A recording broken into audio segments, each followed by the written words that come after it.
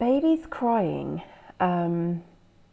actually now is a bit triggering for me.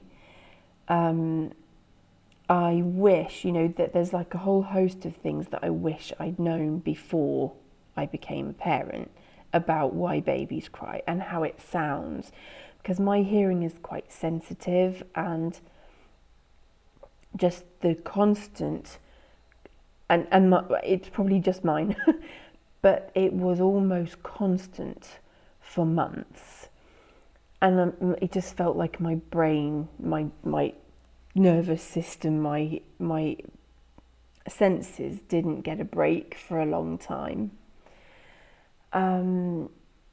So obviously babies cry a lot. Some cry more than others, but they all cry to tell you what they need and when they need it.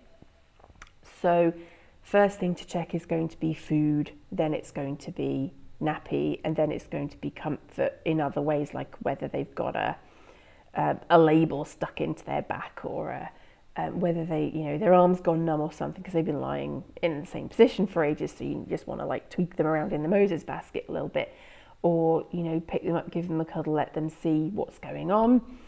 Oh, my eldest was one for that.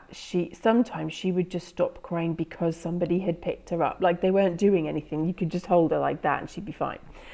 Though that does get a little bit frustrating if she's been crying for like 3-4 hours straight and then somebody else just picks her up and stops. The whole kind of sound thing though with the baby cry, it's naturally pitched to get your attention.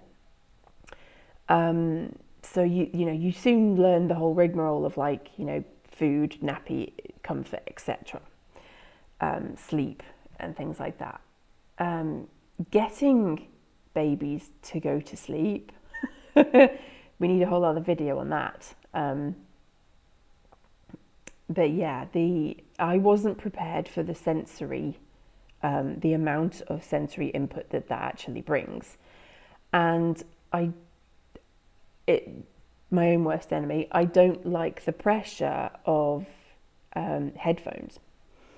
So there wasn't tons that I could do about it. Also, back then I was a lot less aware of my autistic needs, if you like. So I didn't even own a pair of headphones. I was learning as I went, which obviously new parents do, but the trouble was I wasn't learning about me, I was learning about the baby.